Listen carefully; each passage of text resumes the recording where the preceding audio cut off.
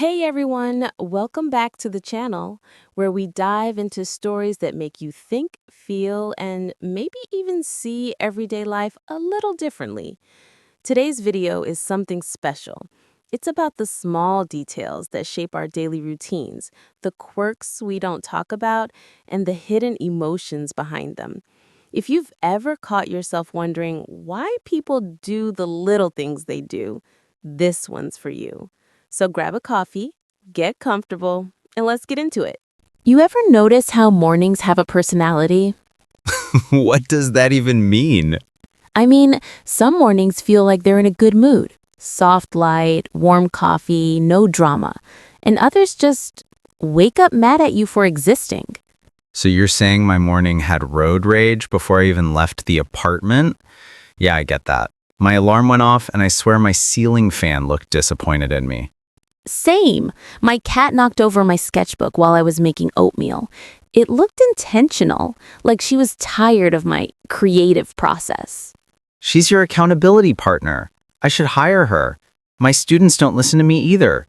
You sound exhausted. I am. It's the kind of tired that seeps into your voice. The kind that coffee doesn't fix, just delays. I get that. My tiredness has layers now. Physical, mental, and that weird, I've been thinking too much kind. You still do your morning sketch ritual? Every day, even if I hate what I draw. I read somewhere that routine makes chaos manageable. So I wake up, make coffee, and draw something small, like a spoon, or my hand, or yesterday's laundry.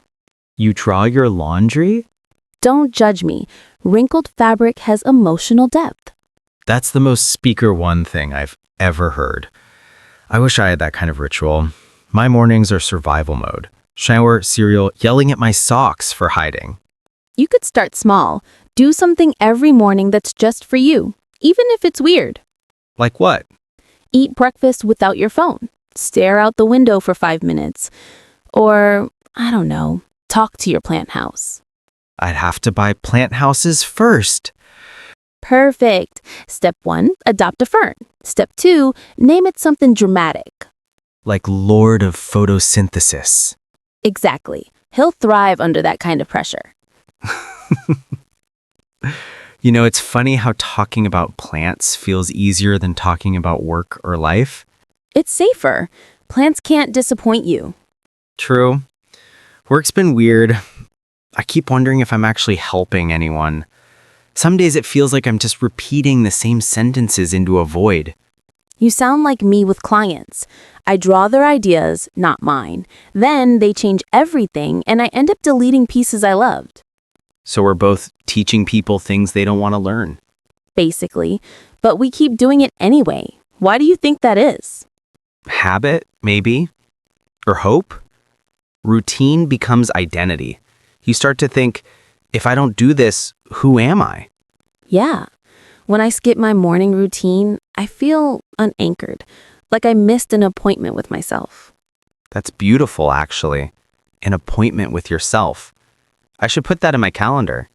You should, and maybe make it a non-cancelable one.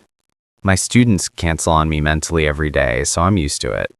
Maybe your routine isn't for them. It's to remind yourself you're still you, beneath the noise. You sound like one of those motivational podcasts. Maybe I've listened to too many. No, but seriously, I like that. I think I've been confusing being busy with being alive. I used to do that. Fill every hour with something productive because silence felt like failure. Yeah, and when the silence finally comes, it's deafening. Exactly. That's when I started sketching. It's like talking to myself without using words. You ever draw something that surprises you? All the time. Yesterday I drew a window, but the reflection showed a storm. Didn't realize until afterwards how much that said about how I was feeling. That's actually really profound. It's just art therapy disguised as procrastination. You know what's funny? My routine used to be about efficiency. Wake up, teach, grade, repeat. But lately I've been sneaking in small rebellions, like taking the long route to work just to listen to one more song. That's not rebellion. That's survival. Maybe, but it feels like I'm stealing time back from the day. I like that idea. Stealing time. I do it too. I take many naps where I don't actually sleep. I just lie on the floor and stare at the ceiling for 10 minutes. That sounds oddly therapeutic. It is. It's like a reset button. My neighbor thinks I'm weird though. Let him. We all have weird coping mechanisms. I alphabetize my cereal boxes. Wait, what? Yeah, I can't explain it. It just makes me feel like I'm in control of something. That's adorable. Also slightly concerning. My students think I'm chill. If only they knew the man with color-coded Cheerios. Honestly, I think that's what makes us human. Our secret routines no one else sees. You mean the small rituals that keep us from falling apart? Exactly. Like brushing your teeth to the same playlist or whispering, "It's okay," before opening your email. You do that too? Every morning. You know, it's weird. Talking like this makes me realize how little we talk about the how of living. Everyone shares what they did, but not how they move through it. Because the how is messy. The how is brushing your hair 3 times before deciding to give up.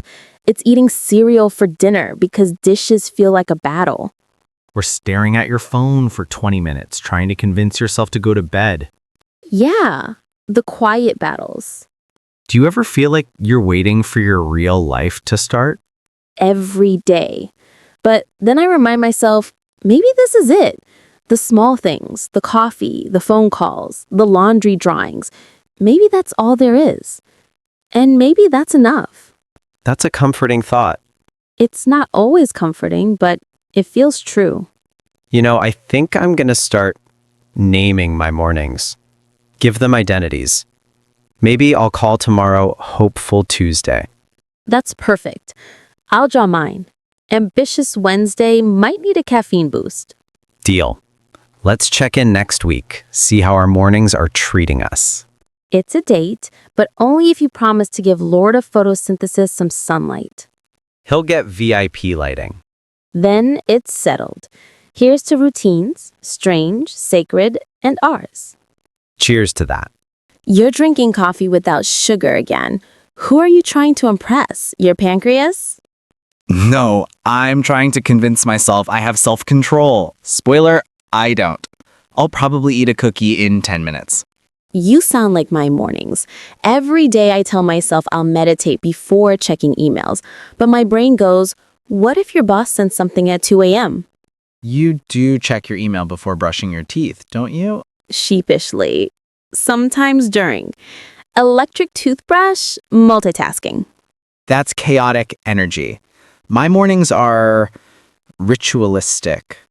I light a candle before opening my laptop. Makes me feel like I'm summoning creativity instead of just Photoshop crashing again. I like that. You have a vibe, like someone who journals by moonlight. Guilty. I write 3 pages every night. Usually nonsense, but sometimes I find sentences that sound like they belong in someone else's life. That's kind of beautiful. My version of that is talking to my plant houses. Oh? What do you say? Depends. The fern, Doris, she likes compliments. The cactus, not so much. I just apologize to him. For what? For existing near me?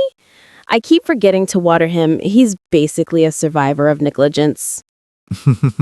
You're such a softie. I talk to the mirror sometimes. Not affirmations, just check-ins. Like, hey, are we okay today? Do you answer yourself? Sometimes. Sometimes I avoid eye contact. Depends on the day. That's way more honest than I could be with myself. I just avoid mirrors entirely. I use the toaster reflection to fix my hair. That explains your hairstyle yesterday. Hey, that was innovation, not failure. Innovation powered by laziness. Exactly. That's how I survive work too. You'd think writing code all day would make me feel like a machine, but no. I find weird joy in organizing my desktop icons. It's my rebellion.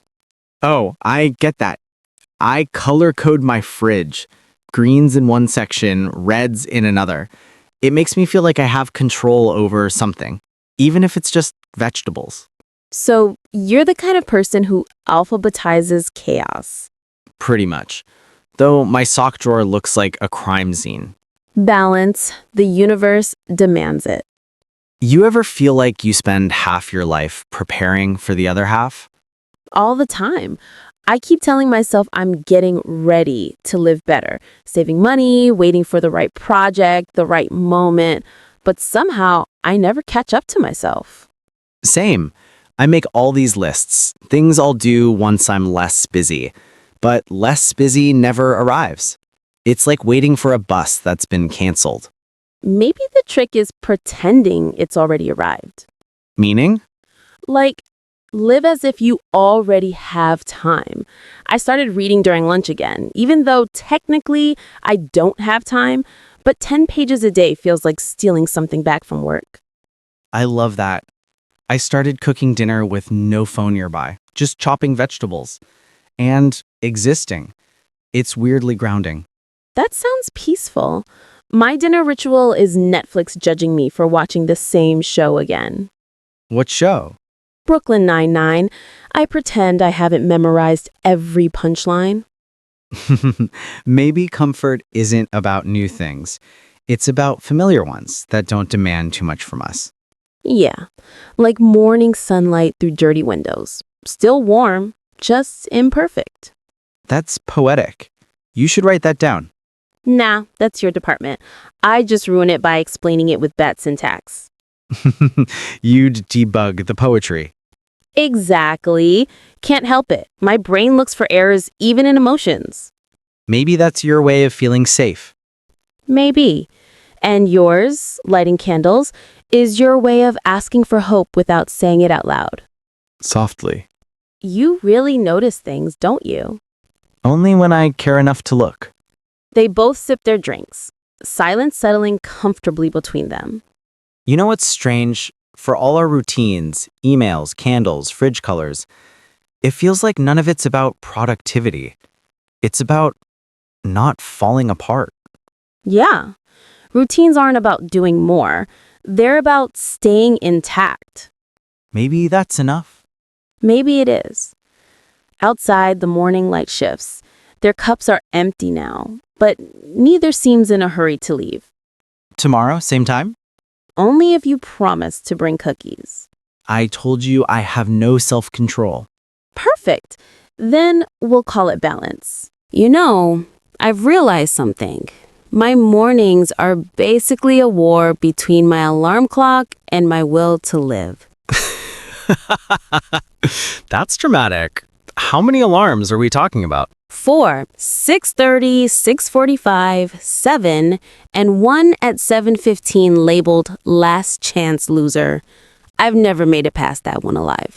I admire your persistence. I wake up before my alarm, like my brain doesn't trust technology. That sounds stressful. It is. I just lie there for 15 minutes pretending I'm still asleep. Sometimes I narrate my life in my head, like I'm in a documentary about people who almost have it together. Here we see Speaker 2, the almost functional human, rehearsing emotions she'll later suppress during breakfast. Exactly. My breakfast is mostly symbolic anyway. 2 bites of cereal and a stare into the void. I can't do cereal anymore. Reminds me of loneliness. How does cereal remind you of loneliness? Because it gets soggy if you don't eat it fast enough. Like time mocking you. That's poetic in a sad way. Yeah, I'm full of sad poetry and expired milk. So what do you actually eat? Coffee. Sometimes 2 cups if I want to feel emotions again. Then I listen to weird podcasts while getting ready. Today was about a guy who collects haunted dolls. I'd love that. I usually play rain sounds while brushing my teeth. Rain sounds? You live in a city that floods every month. Isn't that redundant? Not the real kind of rain, the cozy, controlled one.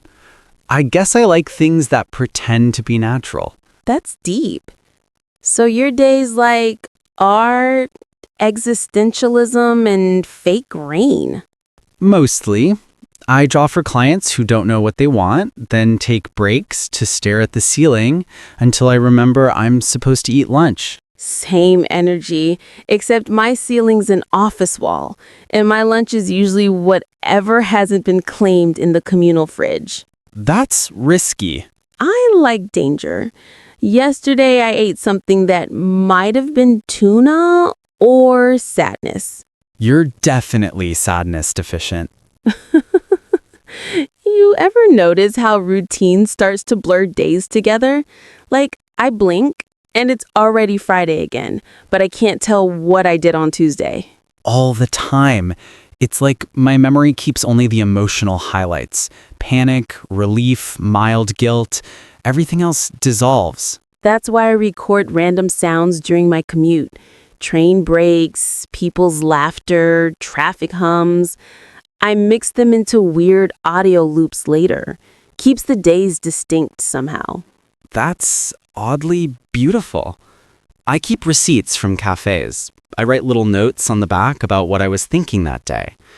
Like, felt like crying for no reason. Ordered cappuccino. That's really personal. Do you ever reread them? Sometimes. It's like meeting old versions of myself.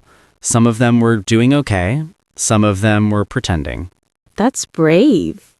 I delete old messages for the opposite reason. Too much proof I used to care more.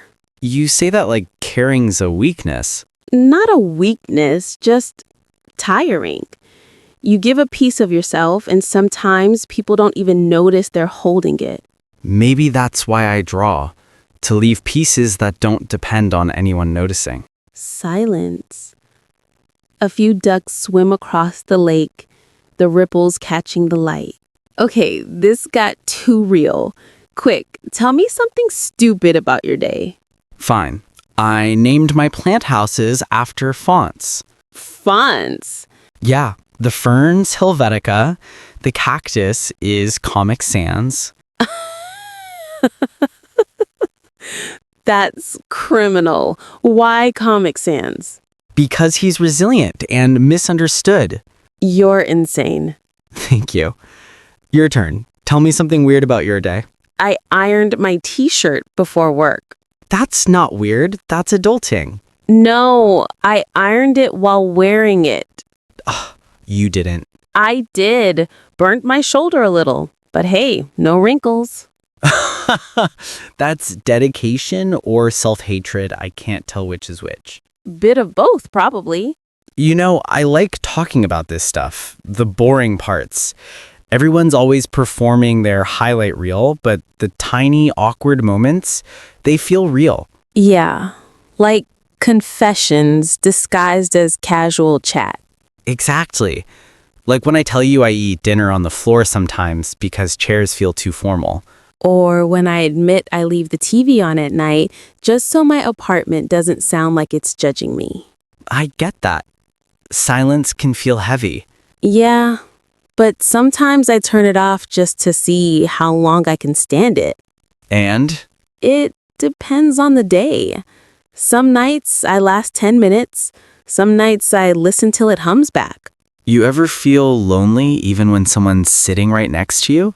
Yeah, but right now, doesn't feel like that. Our mornings are predictable too. I shower, put on that same gray hoodie, and scroll through playlists I never finish. I like evenings.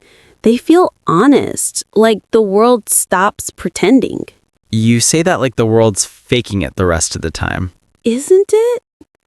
Morning motivation quotes, smiling emails, hope this finds you well. It's all theater. Maybe. But sometimes I think pretending is how we survive the parts we don't understand yet. That's probably the most comforting lie I've heard today. It's not a lie, just selective optimism. I'll take it. A soft breeze moves through the trees. Speaker 2 closes her sketchbook. You know, this bench has seen too much of my overthinking. Good. Someone's gotta witness it. You make it sound poetic again. Everything is poetic if you slow down long enough to notice it. Do you ever wish you could live one day without analyzing it? Just exist. I used to, but I think noticing things is how I know I'm still here. Yeah. Me too. Silence. A jogger passes by. Somewhere a dog barks. Time feels suspended. You free tomorrow morning? Why? I'm thinking of recording city sounds, markets, buses, random chaos. You could sketch while I record. A collaboration of sorts. Art and noise. My two favorite things. So that's a yes? That's a yes. But I'm bringing Comic Sans for moral support. I'll bring my haunted doll podcast. It'll be our background music. Perfect. Two weird routines collide. You're early again. I swear, you and punctuality have a toxic relationship. Maybe you're just like having time to exist before someone else arrives. Exist? That sounds exhausting. I barely manage to function. You always sound like you survived a small apocalypse. Because I do, every day at the hospital. You know how many people pretend to be dying just to skip work? I can relate to that on a spiritual level. No, seriously. One guy came in saying his arm was broken. It was just asleep because he napped on it too long. Maybe he just needed someone to touch him gently and say he'll be fine. That's exactly what I said. Then I gave him a juice box and sent him home. You're too kind. I'd have charged him for emotional labor. I should. You know what I realized today? I spent 12 hours fixing other people's problems and come home too tired to fix my own. That's adulthood in one sentence. What about you? How's your glamorous designer life?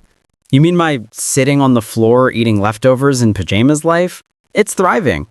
Ugh, I envy your freedom sometimes. Don't. It's not freedom. It's just structure disguised as chaos. I wake up at 8 without an alarm because my body's too anxious to rest. Then I make coffee and scroll through client emails that all start with, "Quick question," which never ends up being quick. I hate that phrase. Quick question is the professional version of "you up?" Exactly. Then I draw something for an hour, delete it, draw again, delete that too, and convince myself I'm creatively bankrupt. Classic artist routine. Then I stare out the window for 15 minutes, convincing myself I'm having a deep thought when I'm actually just wondering if pigeons ever feel bored. Do you talk to them? Once or twice, they ignore me, like everyone else before 10 a.m. At least pigeons don't text "seen" and never reply. You sound bitter. Not bitter, just emotionally lactose intolerant. So what's your daily cycle, oh hero of the hospital? Wake up, curse the alarm, shower half asleep, burn my toast, run to the bus while questioning every life decision. So far, very cinematic. Then I get to work, and for 12 hours straight, I'm a mix of therapist, plumber, detective, and occasionally human mop. Sounds glamorous. You have no idea. I once spent 20 minutes arguing with a patient about why ketchup doesn't count as a vegetable. Maybe he was ahead of his time. I think about quitting sometimes. Opening a cafe, maybe? Something quiet. I can see that. Speaker One's remedies. Coffee for emotional wounds. Perfect. You designed the menu, right? Only if I can name the drinks. Anxiety macchiato. Existential espresso. And a therapy latte, extra foam, no advice. See? We'd be millionaires. They pause, sipping their drinks as the sound of traffic hums below. You ever think about how strange it is that we just repeat everything? Same days, slightly different outfits? Constant reruns. Like the universe got lazy with the script. Do you ever want to escape it? Sometimes. But then I remember I still have to decide what to eat, even on Mars. True. Space-filled doesn't solve emotional hunger. I think routine keeps me from falling apart, though. Even when it feels boring, there's safety in knowing what comes next. Yeah, like when my patients complain about another day in bed, I want to tell them, at least you know what tomorrow looks like. Some people don't. That's darkly comforting. Occupational hazard. Do you ever feel like you live your life in fragments? Like there's a version of you in every hour, but none of them talk to each other? Yeah, like I'm a dozen unfinished drafts. Me too. Morning, speaker 2 wants to conquer the world. Afternoon, speaker 2 negotiates peace treaties with procrastination. Evening, speaker 2 just wants noodles and silence. And night speaker 1 writes mental notes he'll never read again. What do those notes say? Things like, call mom, or try to feel grateful, or maybe tomorrow. Maybe tomorrow. I think that's everyone's secret mantra. You sound sad. Not sad, just aware. There's a difference.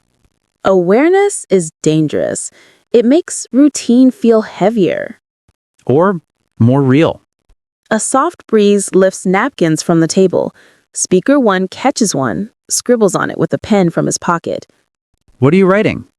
My to-do list, catch napkins before they fly away. Productive day, huh? Always. They both laugh. A comfortable pause settles. You know what's weird? I time my day by sounds. Sounds? Yeah. The neighbor's blender at 9 means I should start working. The ice cream truck at 3 means I've wasted the afternoon. The stray dog barking at night means it's time to sleep. That's actually kind of poetic. What about you? How do you know what time it is? I don't. My days are measured in caffeine doses. Morning coffee, mid-shift coffee. I'm losing faith in humanity coffee. That's great. So your bloodstream is basically espresso. Pretty much. If I stop drinking coffee, I might disappear. I'd miss your sarcasm. It balances out my overthinking. And your overthinking makes my sarcasm sound philosophical. They both smile quietly. The city lights flicker on, painting the scene in amber tones. You know what I envy about you, Speaker 2? My crippling self-doubt? Your ability to notice things. You make ordinary moments feel deliberate, like they matter. That's because they do. If I don't make them matter, what's left? I guess that's the trick. Finding meaning before it fades. Or creating it from nothing. Like giving patients juice boxes and calling it care. Exactly. You do it every day, Speaker 1. You make routine look like mercy. You make it look like art. A silence stretches between them. Not uncomfortable, just real. So, what happens after this coffee? I'll probably go home, reheat something bland, and fall asleep watching videos of cats doing taxes or whatever the algorithm thinks I need. That's oddly specific. You? I'll go home, sit by the window, and draw until my hands hurt. Then I wonder why I can't draw peace of mind. Maybe it's not meant to be drawn. Maybe you're supposed to live it. Maybe tomorrow. There's that mantra again. It's universal. They both watch the sunset fade into city night. The hum of life continues around them. Someone laughs, a car honks, a child cries, yet the moment between them feels still. You know what's funny? We keep talking about how repetitive our days are, but right now, this conversation, it feels different. Maybe because it's honest. Most people skip to the highlights. Yeah, but I like the in-between, the quiet spaces where nothing dramatic happens, but everything feels real. Me too. I think that's where life actually hides. So we just keep looking for it? Every day. Between the alarms, the coffee, the noise, maybe that's all routine is. Life's way of giving us a second chance to notice things we missed yesterday. Then I hope tomorrow looks a lot like today.